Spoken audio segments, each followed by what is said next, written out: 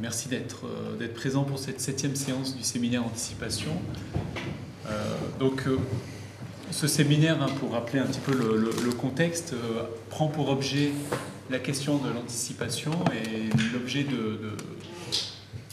l'objectif plutôt de ce séminaire cette année, c'est un peu d'interroger les différentes aspirations qui sont à l'origine de notre volonté d'anticiper et les différentes façons qu'on a aujourd'hui de concevoir l'anticipation. Voilà. Sachant que ce séminaire fait émerger plusieurs types d'anticipation et on va probablement sortir des résultats assez intéressants des différentes séances qui ont abordé des thèmes très différents les uns avec les autres. Alors aujourd'hui, nous abordons la question des données massives que l'on appelle la big data, massives, hétérogènes, dynamiques, et comment ces big data re-questionnent notre conception de l'anticipation.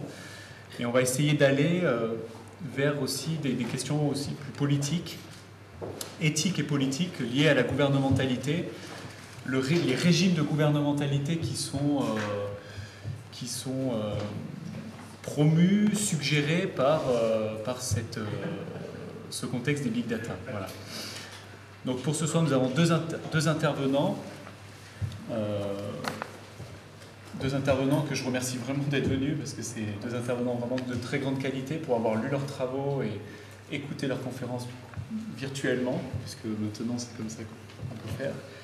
Donc dans un premier temps, nous écouterons Emmanuel Didier, alors que moi j'ai surtout connu par les travaux d'Alain Desrosières.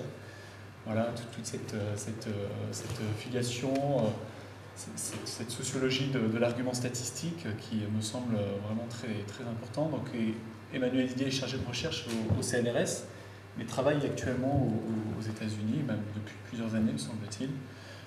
Mais pourra se présenter après plus en détail. Et puis Antoinette Rouvroy, qui est ici présente et qui développe précisément ce concept de gouvernementalité algorithmique. Donc, elle nous en dira plus après, et qui est chercheur au FNRS en Belgique. Voilà. Vous vous présenterez plus en détail après. Donc, comment on fait pour chaque séance? Donc, les deux intervenants vont avoir une demi-heure, 3/4 d'heure pour exposer leur point de vue sur la question. Et puis ensuite, nous aurons une discussion générale avec les participants de ce séminaire. Je laisse la parole.